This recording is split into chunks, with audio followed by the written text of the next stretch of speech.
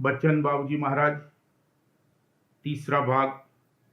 बच्चन 22वां, आगरा, 3 जून 1938। पलटू साहब के शब्द गांठ परी पिया बोले न हमसे का अर्थ। संत बानी संग्रह भाग दूसरा। शब्द पलटू साहब। गांठ परी पिया बोले न हमसे, निस्दिन जागों में पिया की सेजिया। नैना अलसाने निकर गए घर से, जो मैं जनती हूं पियर रिसे हैं। काहे को प्रीत लगौती हूं उस ठग से, अपने पिया को मैं बेग मने हों।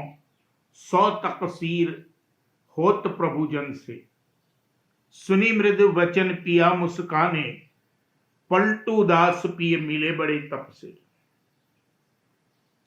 तीसरे तिल पर गांठ है, वहां शरीर की प्रथम ग्रंथि लगी है। तीसरे तिल से ऊपर जावे तब पिया मिल सकते हैं। तीसरे तिल पर पिया का शब्द आ रहा है, वहां पिया बोल रहा है। सूरत कहती है कि मैं शरीर में आ फंसी हूं। पिया का शब्द यानी बोल नहीं सुनाई देता है। यह इस शब्द की पहली लाइन के मानी है। वैसे गांठ पड़ने का मतलब रूठ जाना, नाखुश और नाराज हो जाना भी है। मेरा पिया यानी मालिक रूठ गया है, नाखुश और नाराज हो गया है, इसलिए मुझसे नहीं बोलता है। मालिक किस लिए नाखुश और नाराज होगा? यह मालिक को भूलकर संसार में फंस गई है, इसलिए मालिक इससे नाखुश और नाराज है। शरीर में जो खट चक्र है वह गोया खाट है। तीसरे तिल के ऊपर महल और अटारी है। सूरत कहती है कि अब मैं पिया को यानी मालिक को कैसे खुश और राजी करूं?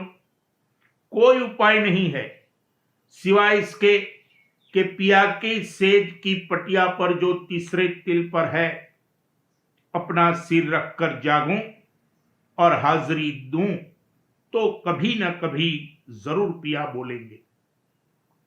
जब ये समझ में आवे और मालूम पड़े कि दुनिया में प्रवृत्त होने से सूरत यहां फंस गई है और मालिक से जुदा हो गई है, तो चाहिए कि चेत कर और होशियार होकर तीसरे तिल पर जागना शुरू करे और इस अभ्यास को बढ़ाता जावे, तो एक दिन पिया का शब्द सुनाई देगा।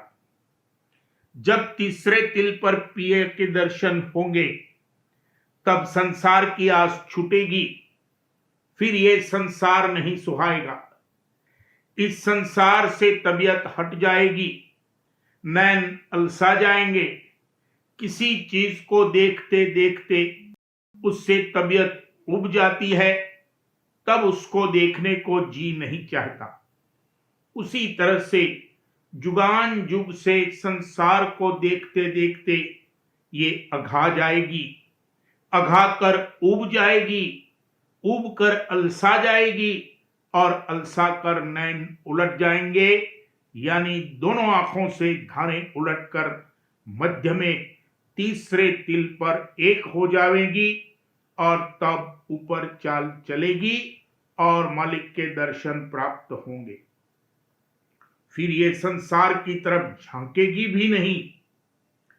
सूरत कहती है कि अगर मैं ये जानती होती कि मेरे पिया रिसिया जाएंगे यानी रूठ जाएंगे, तो मैं इस काल ठग से क्यों प्रीत लगाती? ये काल बड़ा ठग है, मुझे ठग कर यहां ले आया है और मैं इससे प्रीत करके यहां फंस गई हूं। अब मुझे इस बात की समझ आई है, जो हुआ सो हुआ। अब मैं जल्द से जल्द अपने पिया को मनाऊंगी।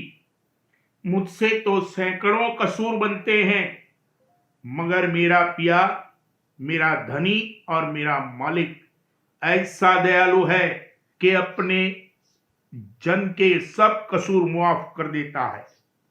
तब का मतलब यह है कि बड़ी काष्ठा और दुख तकलीफ के बाद पिया मिले, और तब का मतलब ये भी है कि मेरे पिया बड़े इत्तेफाक के साथ मुझसे मिले और मुझे गले लगाया।